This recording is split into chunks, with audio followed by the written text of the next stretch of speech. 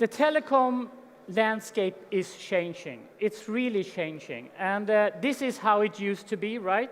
The cable operators, they had rich content over high-speed cable networks. The mobile operators, they didn't have as much content, but they had mobility. And then two things happened simultaneously. The OTT players like Netflix and others came in, and at the same time, 4G was launched. So all of a sudden, the combination between a 4G network and over-the-top vendors like Netflix came in and competed with the cable operators. They were squeezed from two ends. And that is the main reason why cable operators need to go Wi-Fi. They need to provide a nomadic experience, at least, for their users. And most of them do, and they are very smart about it, deploying Wi-Fi in the right locations, and can then give this nomadic experience that their users expect. Then we have the mobile operators. I mean, you have seen this picture before, right? About 70 to 80% already is going through Wi-Fi of the traffic. And in a few years, that's projected to be 85, 90%. Now, that is really a game changer for a mobile operator. Because if this trend is true, which I believe in, then they risk to go from being a mobile broadband provider to something that I use in between hotspots. And what that will mean in terms of churn, everybody can understand. So for me, carrier Wi-Fi is primarily a customer retention game, for sure. And if you don't believe me in this argument, let's look at the user. My 18-year-old son, he would never even consider hiring a landline when he moved from home if he has a good mobile connection in his house. What's important for him is to be able to be connected with all his devices, not only the mobile phone, to a high-speed network. This is what operators need to relate to, and that is the next driver to why they really need to go Wi-Fi, and for that matter, Wi-Fi calling.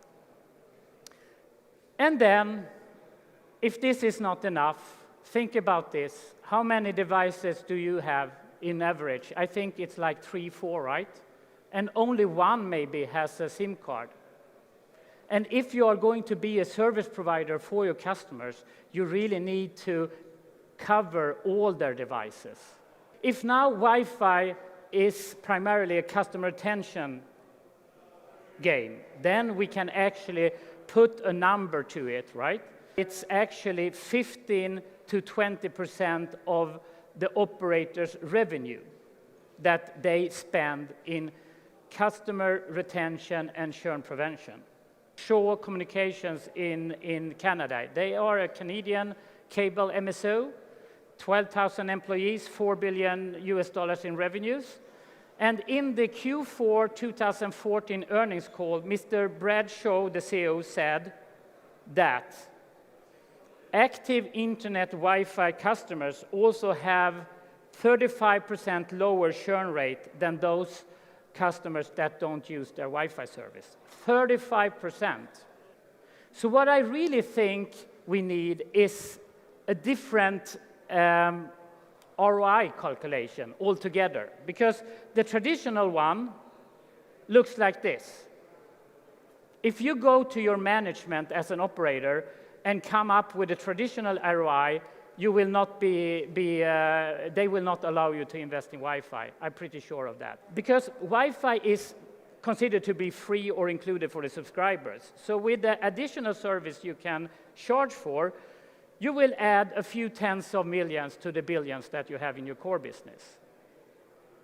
And then you will have a cost, and even if you can show that the Wi-Fi network is profitable in itself, adding a few millions on the profit side, they will just look at this and they say, okay, so you want us to add Wi-Fi, a new technology for us, and just add a few millions on top of our profits. Forget it. But then they haven't looked into the churn side and the alternative cost. So if we play with the fact that we had 15 to 20% of revenues is in thin air just to reduce the churn and keep the customer happy so that and have marketing campaigns to gain new customers. Well, if you put that in context and put those two models together, you will easily see where the money is in carrier Wi-Fi. It's not on the direct monetization. It's all into the reduced churn part. And of course, that is hard to prove, but you can always show on the show example, 35% less churn. So, direct monetization for the larger operators, I would argue, is just a tip of the iceberg. The real money is beneath the surface. Of course, then we have our Wi-Fi ISP customers. It's a different ballgame for them.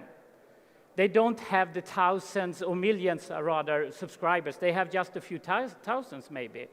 So then it's a limited effect for them in the reduced churn, and they must make Wi-Fi as a sustainable business for themselves, and they are very creative about this.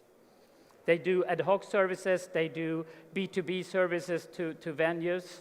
Now, as a tier one operator, you have a lot to learn from the Wi-Fi ISPs.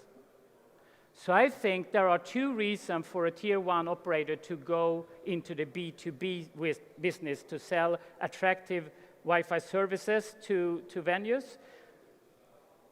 First of all, they can earn money on it, of course. That's a big driver. The other driver is, if you are not at home, you are not at work or in between, where are you? You are at a venue. So they need the venues to really gain that footprint.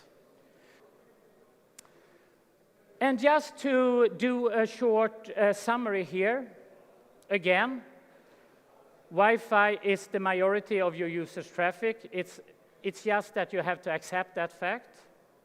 And it's all about control, really, because the scary thing is that you will only control the user's experience in a very small portion of their time.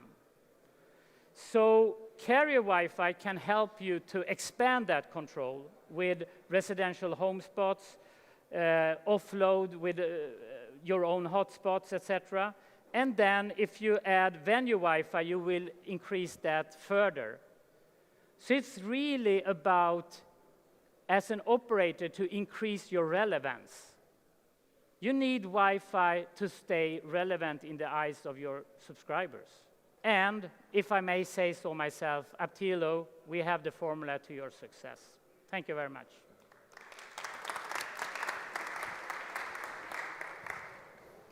Thank you so much, Johan. Thank you. It's always, I think, been impressive to me how many different categories of Wi-Fi you actually serve, because you're obviously active in offload with the carriers, you're active in stadiums with and without carriers, presumably in venues, and you have resellers that go out and sell even more stuff. So you're really covering all the bases as one of the few, right? But the number of carriers you now support, what are the numbers?